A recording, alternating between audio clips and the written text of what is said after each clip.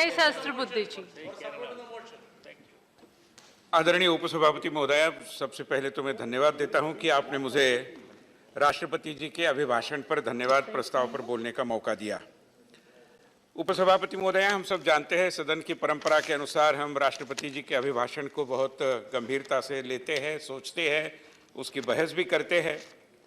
मगर विगत कुछ दिनों से इस सदन में जो चर्चा चल रही है और विशेष रूप में हमारे विपक्ष के मित्र जिस पद्धति से इस विषय पर बात कर रहे थे, मुझे ऐसा लगा कि शायद ये बेहतर होगा मेरे लिए, मेरे जैसे सामान्य कार्यकर्ता के लिए, कि सबसे पहले तो मैं माननीय नेता प्रतिपक्ष जी का आभार मानूं, क्योंकि उन्होंने अपने भाषण में एक सत्य उजागर किया।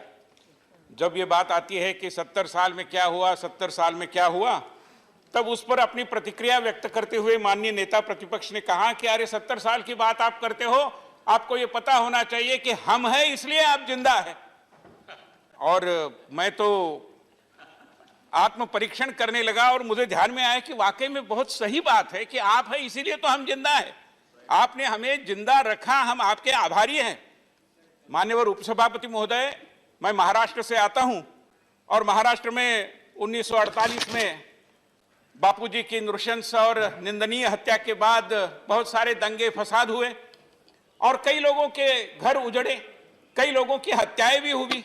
मेरे दादा, मेरे पिता और मेरे दादा बच गए, हम आपके आभारी हैं, क्योंकि आप ही के कारण हम जिंदा हैं।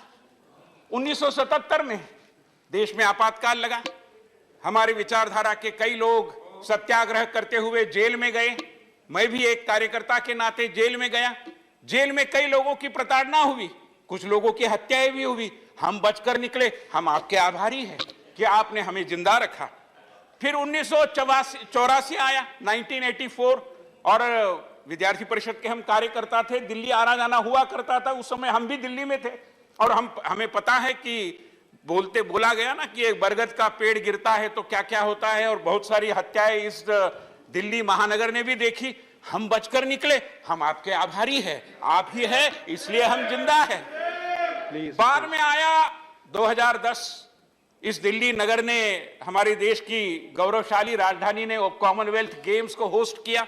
हम भी उस समय दिल्ली में आया करते थे और ये जो जवाहरलाल नेहरू स्टेडियम के पास जो ब्रिज बनाया है, फुट ओवर ब्रिज, करप्शन के कारण वो गिर गया। हम उसके अंदर से निकल रहे थे, हमारे ऊपर गिरा नहीं, हम आपके आभारी हैं, आप ही के कारण हम जिंदा हैं।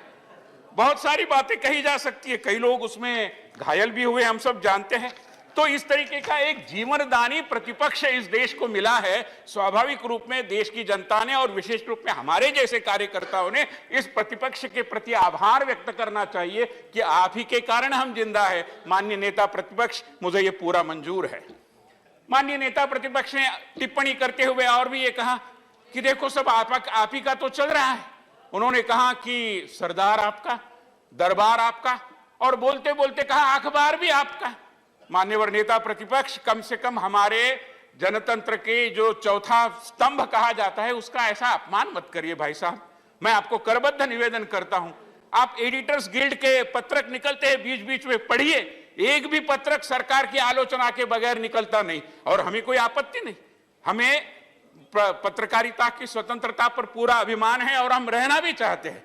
हमारे यहाँ पर एक मीडिया रिसर्च का ब्यूरो है, उन्होंने अध्ययन किया कि विगत 3 महीनों में, मतलब नवंबर, दिसंबर, जनवरी, Times of India, Indian Express, Hindu, Indian Express, I am not yielding, Indian Express, Hindu, ऐसे जो समाचार पत्र है, न्यूज पेपर है, टेलीग्राफ का समाचार पत्र में हम उल्लेख नहीं करते, वो तो एक व्यूज पेपर है, मगर ये जो न्यूज पेपर है, इनके जो एडिटोरियल्स हम देखे उपसभापति महोदय, 30 एडिटोरियल में से 25 सरकार की आलोचना करते रहे और आप कह रहे अखबार आपके हैं।